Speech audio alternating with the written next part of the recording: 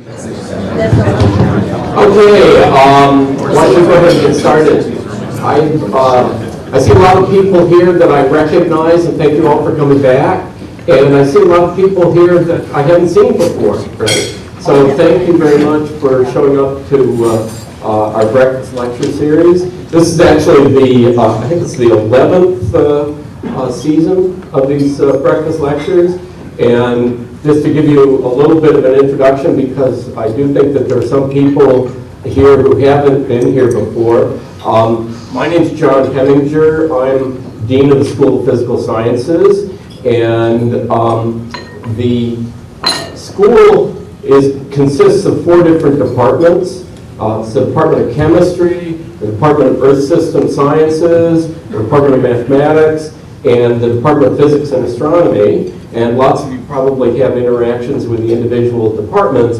But what we try to do with this breakfast lecture series is to expose the public to each of the departments. And so we have 4 of these breakfast lectures that I hope you can all come to all of them throughout the academic year. And there's this brochure that is out at the table that if you haven't gotten one, it sort of lists all of the breakfast lectures, and there's one faculty member from each department that we asked to come and give a talk about their research to just expose people to what's going on campus. And so today we have Greg Weiss from the Department of Chemistry giving a talk, and then in January, let me just use my cheat sheet here. In January there's a talk from the math department. In March, the end of March, there's a talk from Earth System Science, and in May, middle of May, there's a talk from Physics and Astronomy. And so it'll give you a chance to sort of learn pretty broadly about what's going on in the school. One of the things that we also try to do is for the faculty members that do experiments, so that they have laboratories that they can show off to you. There's a lab tour after the breakfast lecture. And so Greg will take you on a little tour through his lab if you want. I'm not sure what the capacity for that tour will be, so we usually ask people at the end to sort of indicate if they want to go or not. But I think that Greg can probably entertain as many people as would like to sort of look through his lab. In any case, so let me give you a little bit of an update on some of the things that have happened during the last year.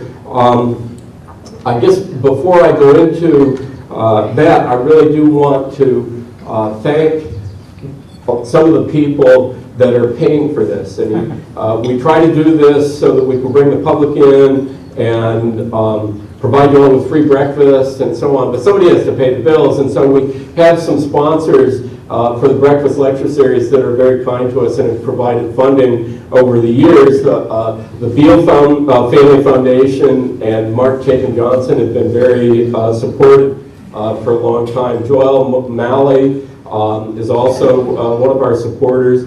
Gloria Brunberger Christensen and John Christensen have been supporting the breakfast lecture. Virginia Lady, Linda Tsang, and Don Ronaldson have all been supporters. And Betty Soloway, who's here, I think this morning, I saw her earlier, has been one of our longtime great supporters. So we really do thank everyone for providing the funding that lets us actually do this outreach to the community.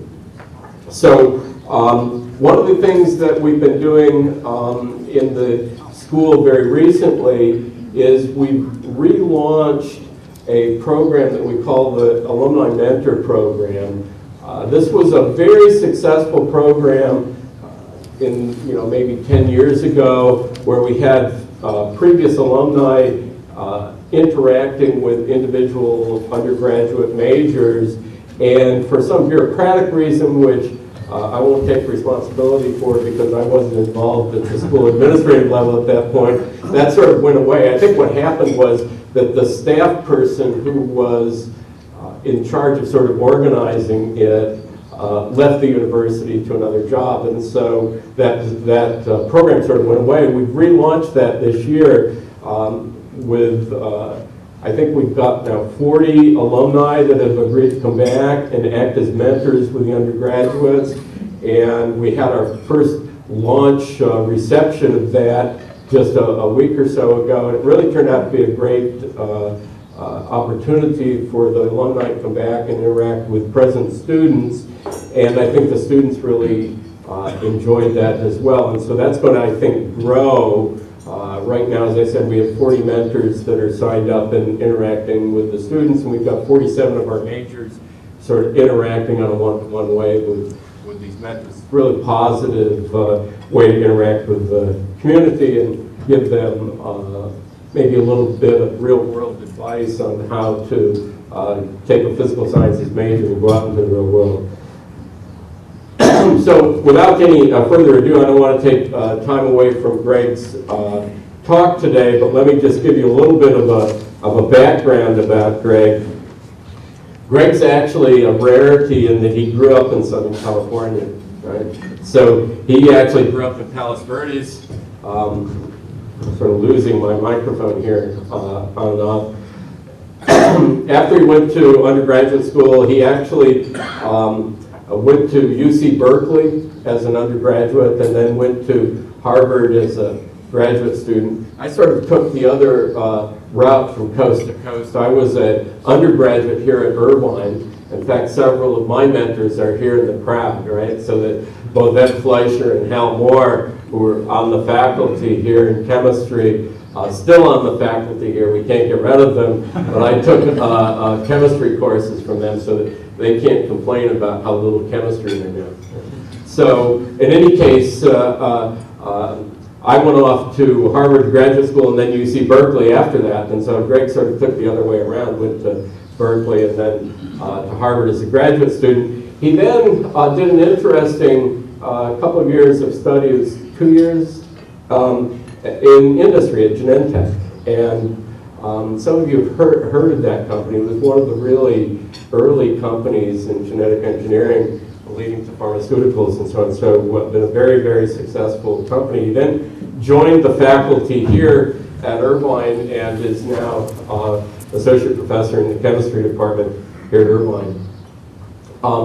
In addition to being really a fantastic researcher, and I think that you'll hear about some of the really exciting work that he's doing now, Greg is one of our best teachers.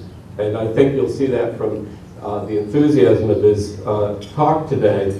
The result of that was just last year, he was chosen by the graduating senior class every year in the school, chooses an outstanding faculty member. And Greg was chosen as the 2008 Outstanding Professor in the School of Physical Sciences by the graduating senior class. It's a real honor that a lot of us are very jealous of. Right? So in any case, he's working in a I think a really exciting area of trying to we all sort of worry about viruses all the time, right? And so Greg worries about them in a different way. Greg worries about using viruses. How do you take viruses and make them do things that we want to have done? And so that's what he's going to talk to us about today. And so he's going to, I think the title of his talk is very simple. It's Putting Viruses to Work. And so, Greg, thanks. We're looking forward to that.